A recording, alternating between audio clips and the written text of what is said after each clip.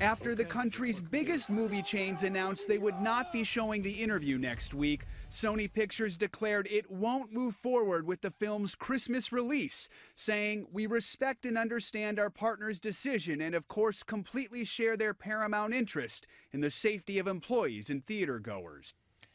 In the space of a few days, there are those screaming that America has shown everything that is wrong with this nation and this government. A cyber attack proving how vulnerable and ill-prepared we are for a new generation of criminals. And overtures to a repressive government getting nothing substantive in return. Now let's seek out where the truth in all this lies. It's a pleasure to welcome back to MidPoint doctor, author, former Republican congressman, and two-time Republican presidential candidate. In other words, the man who has done it all. Ron Paul joins us today. Dr. Paul, thanks for being here. Nice to be with you. Let's go ahead and talk about what has happened here with Sony and the government in North Korea. Are we simply just paying the price for a government, an administration, and a people that just are ill-prepared for what the 21st century brings in attacks on this nation? Well, I think we are. It's certainly a lot easier to understand what you just said when it deals with medical care and Obamacare. I think it gets a little bit more confusing on some of these international issues because so often charges are made, whether we deal with North Korea or the Ukraine, so I always like to get a little bit more information. But so far, it hasn't been all that good, especially domestically for what this president has been doing. What does this then say then to our enemies, to people who would look to attack America? And certainly, cyber war is something that is coming. Matter of fact, it's here. Newt Gingrich says we just lost the first cyber war.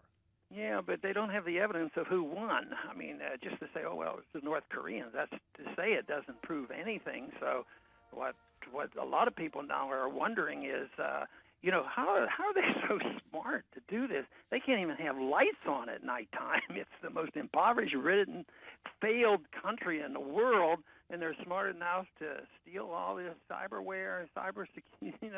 I just have a lot of questions about it, and I'm going to wait and get more information. I guess those are the questions right there that you just posed, because with a country that seemingly is so backward here, and there's a report coming out today that a computer hacker who's been connected to North Korea says there are 1,800 cyber warriors in their agency stationed around the world who are doing just this.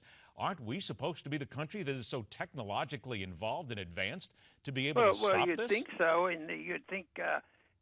since $40 billion didn't get the information and tip us off about what was happening on 9/11, we've doubled that to $80 billion plus. You'd think we would be able to keep up with somebody that doesn't have any money. So, I think there's a lot of failures to be looked at. What's it going to take, Dr. Paul, to wake this country up to realize that we're not everything that sometimes we think that we are, that sometimes we better catch up to the rest of the world because our hubris gets in the way?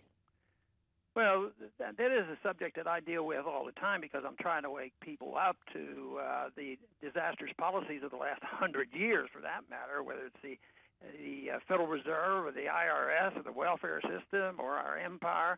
But I have no confidence that all of a sudden we're going to get a few more people in Congress and Congress is going to act responsibly, and they're not going to sneak the bad stuff in at the last minute like they always do, and they did this recent time. So I think that we're going to wake up when there's a cataclysmic crisis in this country bigger than what we had in 2007 and 2008.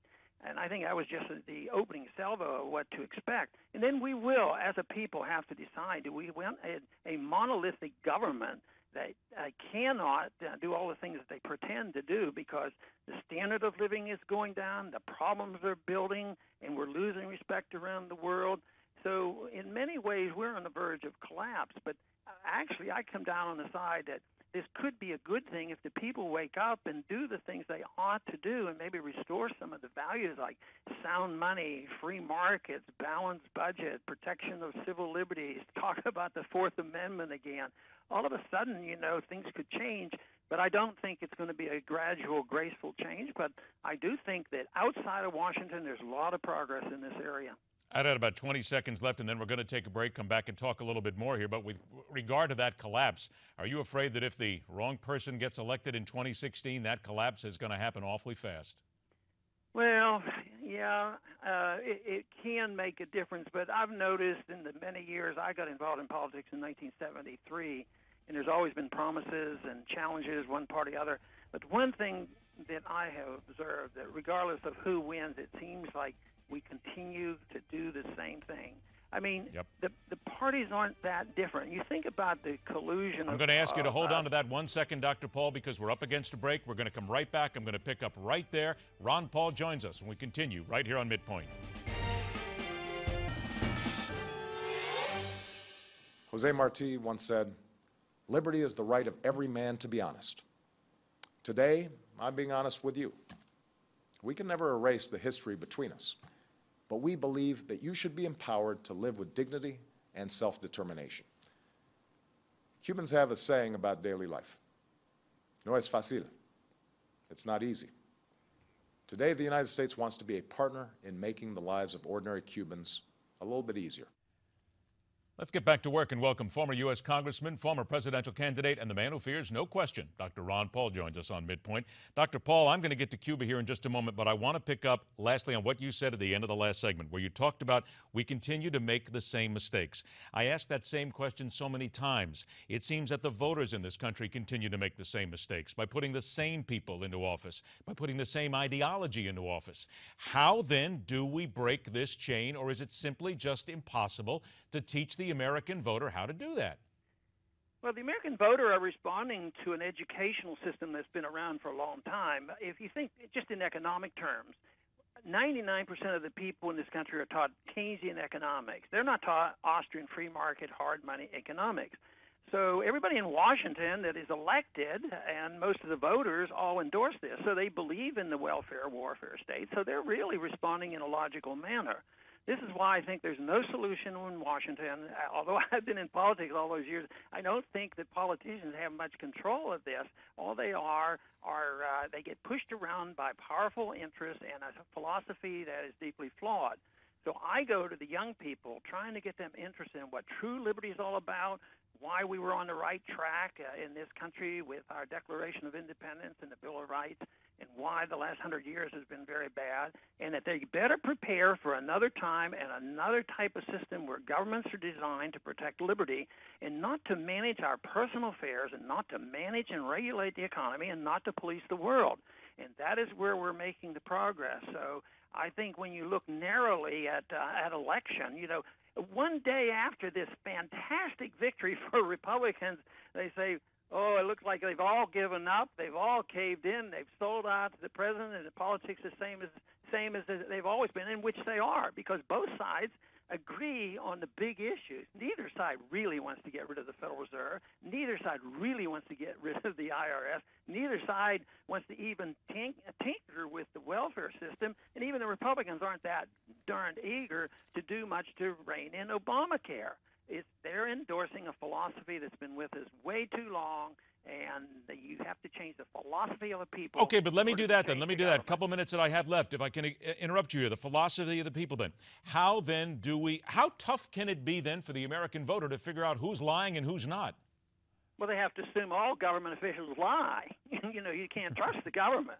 And that the government punishes the whistleblowers and let the lawbreakers go free. So, no, you can't trust the government. You have to trust the fact that you can teach people a different set of values. But I think there's way too much trust placed in the government. They don't seem to be learning, though. The government's going to take care of us. They don't seem to be learning, though. People don't seem to be learning because they go into the voters' booth, they make the same mistakes over and over again, elect the same people dozens of times. So when are we going to teach them? What's it going to take to get through the thick skull of the American voter? It's going to probably take a generation, you know, to shift away from the true beliefs that we had, per se, in the early part of our history. It took a long, long time. You know, it took Roosevelt and all the others to endorse the system that we have. So, and we're not going to wean ourselves off. We're going to see the collapse, just as the Soviet system collapsed, because it was a non-viable system. It was not capable of existing, and ours is not either, because we're debt-ridden, and all we can do is spend, borrow, print money, and pyramid debt. And that is why this country is getting poorer constantly, and that is why it is an intellectual problem, and we have to teach a lot of people that this is a non-viable system, and you're not going to see the next president do much differently because it's beyond their control. We could talk for a long time on this, but I'm short on time. I only have 30 seconds left. I haven't even gotten to this. What is your take on the president's new policies with regard to Cuba? Well, of course, you know, I believe in individual liberty. I believe people have a right to travel, and if you had a friend in Cuba, I think you have every right to go see them when you want to. We're not at war with them. I think if you want to send them a box of chocolate candy, you can. If they want to send you a Cuban cigar, you ought to be able to have it.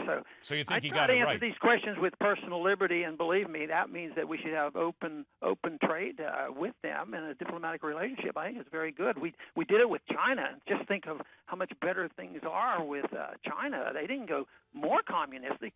Communism is just more or less faded there, and they're our banker now. So I would say trading with countries is very good, and having relations with countries are very good. It's certainly what the founders advised us to do. This one's going to go on for a long, long time. Dr. Paul, we are all out of time. We could do this for hours again. I thank you so much for your time. To you and your family, a very Merry Christmas. Thank you very much. Same to you. Take care. Break, and we're back to focus on the country that is now finding out what it's really like to be in bed with a band of child killers.